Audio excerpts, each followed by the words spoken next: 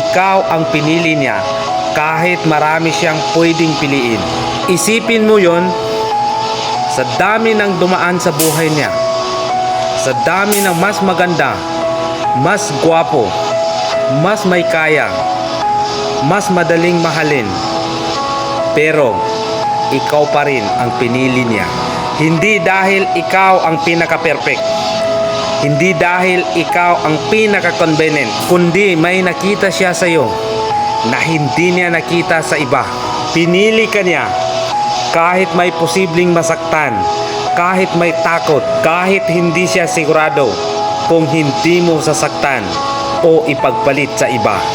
Ito ang tanong, ikaw, pinipili mo rin ba siya araw-araw o nandyan ka lang kapag kailangan mo siya?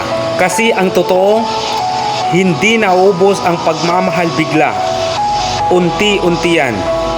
Sa mga pagkakataon na pinapabayaan mo siya, sa mga oras na hindi mo siya pinapakinggan, sa mga panahon mas pinili mong manahimik kaysa ayusin.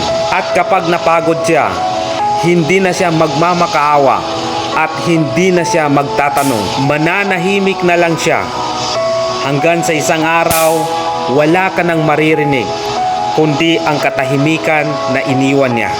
Kapag pinili ka, panindigan mo, kasi hindi lahat ng pagmamahal panghabang buhay naghihintay.